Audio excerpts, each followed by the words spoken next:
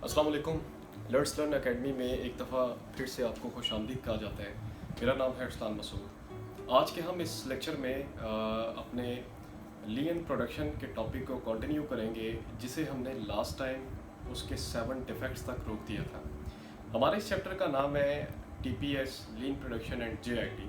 याद रहे कि हमारा जो कंप्लीट चैप्टर है वो किस पे डिपेंड कर रहा है या उस किस पे बात ज़्यादातर चल रही है, वो लीन प्रोडक्शन के हवाले से चल रही है एंड लीन ऑपरेशंस के ऊपर।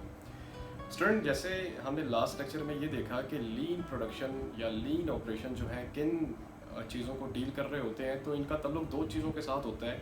एक तो ये कि वेस्टेजेस को कम से कम किया जाए एंड सेकंड वन है इसके कस्टमर्स की जो वैल्यूज़ हैं उसको ज़्यादा से ज़्यादा प्रमोट करना या उसका ख्याल रखना है।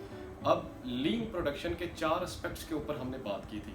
सबसे पहला उसका एस्पेक्ट था मिनिमम वेस्टेजेस। उसके बाद हमने उसमें जो हमने डिस्कस करना है वो JIT है। Third one is the kaizen, जिसे कंटिन्यूस इम्प्रूवमेंट भी कहते हैं, and the last one is the cell production. अब पहले वाले एस्पेक्ट की बात हमारी हो गई थी, जिसका नाम था आपका मिनिमम वेस्टेजेस या इस तरह का मिनिमम वेस्टेज जिसका नाम था। अब उसके बाद सेकंड हमारा इसमें आ रहा है जी JIT। स्टूडेंट, JIT का मतलब होता है जस्ट इन टाइम। अब ऑपरेशन एंड प्रोडक्शन मैनेजमेंट में JIT का जो है ये क्या काम होता है या इससे हम क्या मतलब ले सकते हैं। भाई JIT का मतलब ये है वंस अगेन कि अपनी आप वेस्टेजेस को कम करें। कैसे? अपनी इन्वेंट्री को रिड्यूस करके। अब हमारी प्रोडक्शन के अंदर इन्वेंट्री की वजह से भी अक्सर औक़ात वेस्टेजेस के चांसेस ज़्यादा होते हैं। जैसे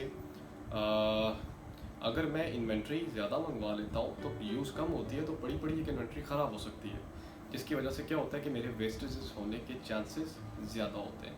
अब इसके लिए हम कॉस्ट अकाउंटिंग में और आगे मास्टर्स में आके एक इन्वेंट्री वाला चैप्टर पढ़ा करते थे, जिसमें हमारे पास 2 किस्म की डिमांड होती थी। एक डिपेंडेंट डिमांड थी, एक इंडिपेंडेंट डिमांड थी। अब इन्वेंट्री को बेहतर मैनेज करने के लिए एक हम फार्मूला यूज़ करते थे, जिसे हम इकोनॉमिक ऑर्डर क्वांटिटी के नाम से भी पहचानते हैं। ये उसका जो फार्मूला है प्रीवियस चैप्टर्स में हमने पढ़ा है, आपकी स्क्रीन में भी शो हो रहा होगा। अब इस मेथड की वजह से हम क्या करते हैं, अपनी इन्वेंट्री को कंट्रोल करते हैं ताकि हमारी जो वेस्टेजेस हैं वो कम से कम हो। थर्ड जो एस्पेक्ट हमारे पास आ रहा है वो आ रहा है जी काइजन। अब काइजन क्या होता है?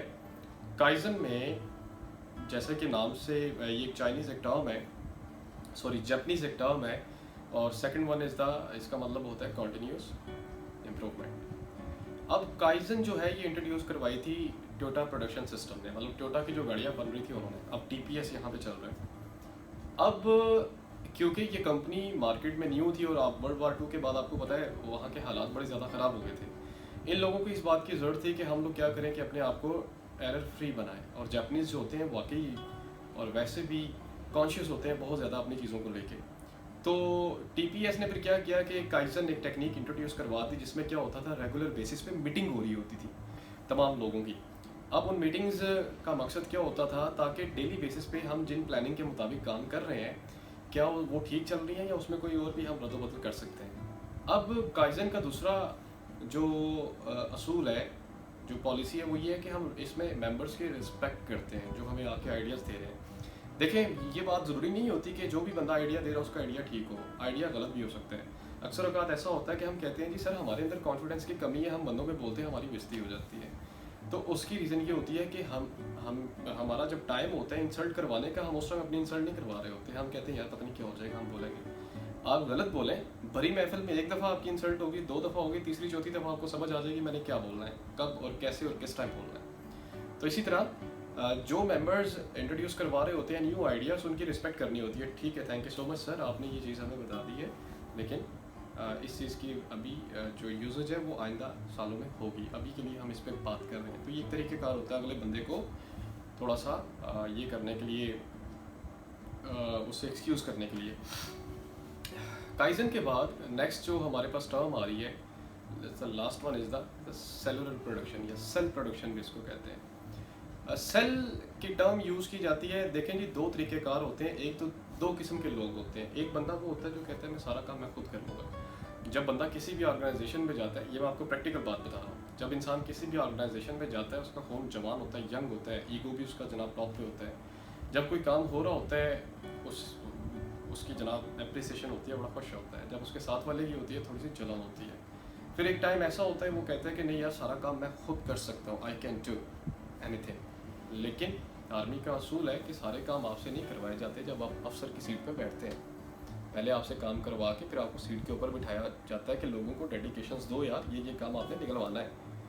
तो इसी तरह एक जो मैनेजर होता है वो क्या करता है कि काम को डिवाइड करता है, उसको ज़्यादा से ज़्यादा ऑपरेशंस में डिवाइड करता है ताकि उसके अंदर इफेक्टिवनेस जो है वो आपके सामने आ जाए। इसी तरह ऑर्गेनाइजेशंस जो बड़ी बड़ी होती हैं यहाँ पे छोटे छोटे सेल बने होते हैं। ये सेल क्या कर रहे होते हैं, एक ही नोयत का काम नहीं करते बल्कि मुख्तलिफ नोयत के काम कर रहे होते हैं। फॉर एग्जांपल मैं एक सेल है, मैं कहता हूँ ये मैन्युफैक्चरिंग सेल है, तो उस मैन्युफैक्चरिंग सेल में सिर्फ मैन्युफैक्चरिंग का काम होता है। ये सेल पेंट का जी ये रंग का काम कर रहे हैं, तो यहाँ पे सिर्फ उन गाड़ियों के पार्ट्स के ऊपर रंग किया जाता है। इससे फिर क्या होता है कि एफिशिएंसी और इफेक्टिविटी दोनों जो है वो भरपूर तरीके से आपके सामने आ रही होती है। अब यहाँ पे बात होती है, बेसिकली 4 एस्पेक्ट्स थे लीन ऑपरेशन के। अब लीन प्रोडक्शन या लीन ऑपरेशन में हमने ये बात सीखी कि सर हमें कस्टमर की वैल्यू में इजाफा करना पड़ता है, ख्याल करना पड़ता है और अपनी वेस्टेजेस को कम करना पड़ता है। वेस्टेजेस के हवाले से हमने 4 एस्पेक्ट्स भी देख लिए कि जिसमें पहला मिनिमम या रिड्यूस करेंगे अपना waste, second one is the GIT, third one is the kaizen and fourth one is the आपका सेल वर्क या फिर सेल प्रोडक्शन।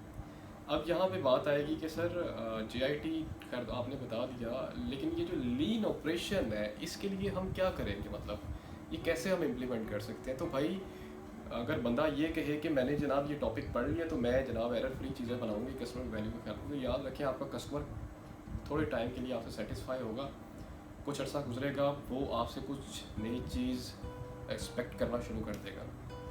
अगर आप ये समझेंगे कि मैं जितनी सर्विस दे रहा हूँ भाई काफ़ी है, तो फिर आपकी प्रोडक्ट का हाल नोकिया जैसा हो जाएगा कि जिसने कहा कि जो मैं चीज़ बना रहा हूँ भाई काफ़ी है, वो सॉफ्टवेयर इनफ है, लेकिन जैसे ही सैमसंग आया मार्केट में तो उसने एक्सपायर कर दिया एक हिसाब से। तो आपने सबसे पहले वैसा एक एनवायरनमेंट बनाना पड़ता है, इसे कहते हैं कि लीन एनवायरनमेंट, ठीक है। अब उस लीन एनवायरनमेंट में आप क्या करें कि कोशिश करें कि क्वालिटी के बारे में सबसे पहले लोगों को गाइड करें, समझाएं, फिर वैसा एनवायरनमेंट डेवलप करके आहिस्ता आहिस्ता इम्प्लीमेंट करवाना शुरू करें। और लीन एनवायरनमेंट बनाने के बाद दूसरी जो चीज़ है आपने सस्टेनेबिलिटी का ख्याल रखना है, ठीक है जी। तो सस्टेनेबिलिटी क्या होती है जी, जैसे गाड़ी चल रही है तो उसकी ट्यूनिंग का आप ख्याल रखते हैं, तो इसी तरह जब एक एनवायरनमेंट आप बनाते हैं तो आप उसको बरकरार रखने की भी कोशिश करते हैं। तो तब जाके ऐसे जो ऑपरेशंस हैं वो आपके या ऐसे जो आपके एनवायरनमेंट हैं वो लॉन्ग टर्म तक चल रहे होते हैं, ठीक है। So that was the topic. अब यहाँ पे एक मैं आपके लिए क्वेश्चन छोड़ के चला जाता हूँ। वो क्वेश्चन ये है कि आखिर क्यों फर्म्स को लीन ऑपरेशन की ज़रूरत पड़ती है? क्या लीन ऑपरेशन के बगैर एक फर्म कामयाब हो सकती है? अगर हो सकती है तो कैसे, अगर नहीं हो सकती तो क्यों नहीं हो सकती? ये आपके सामने 2 सवाल हैं। आप इस पिछली वीडियो को भी देखें, इसको भी देखें, फिर उसके बाद आप मुझे नीचे कमेंट में इसका जवाब ज़रूर दीजिएगा। अगर आपको कोई बात समझ में ना आ रही हो आप मुझसे पूछ सकते हैं जी नीचे कमेंट सेक्शन में, इंशाल्लाह विदिन 24 आपको जवाब दे दिया जाएगा। Thank you so much for watching. अपना ख्याल रखिएगा जी, अल्लाह हाफिज़।